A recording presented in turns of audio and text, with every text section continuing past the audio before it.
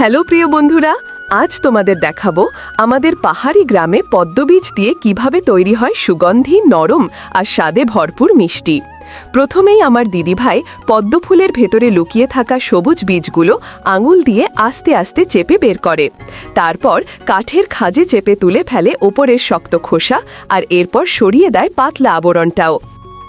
এরপর প্রতিটি বীজের ভেতরে থাকা তেতো অংশটি সাবধানে বের করে নেয়, যাতে এর স্বাদ থাকে একদম মিষ্টি আর খাঁকি।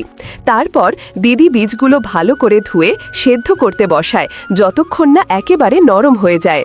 এবার সেদ্ধ বীজ পাথরের হামানে নিয়ে ধীরে ধীরে কুটতে থাকে, যতক্ষণ না তা হয়ে ওঠে একদম মোলায়েম পেস্ট। এই পেস্টে যোগ করা হয় চিনি আর গলানো ঘি, আর চুলায় জাল করতে থাকে যতক্ষণ না এটি গাঢ় সোনালি রং আর মিষ্টি গন্ধে ভরে ওঠে। এবার বাইরের আবরণ তৈরির জন্য নেওয়া হয় আতপ চালের গুঁড়ো। তার সঙ্গে মেশানো হয় চিনি আর গরম জল, যাতে তৈরি হয় নরম মোলায়েম মণ্ড। এরপর সেই মণ্ডের ছোট লেচির ভেতরে ভরা হয় পদ্মবীজের মিষ্টি পেস্ট, আর বানানো হয় ছোট ছোট গোল বল। তারপর এগুলো রাখা হয় বাঁশের ঝুড়িতে, আর ভাপে সেদ্ধ করা হয় যতক্ষণ না একদম নরম হয়ে ওঠে। সব শেষে এই মিষ্টিগুলো কখনো মোড়ানো হয় নারকেলের কুচিতে, কখনো গোলাপের পাপড়ি বা চকলেটের গুঁড়োর প্রলেপে।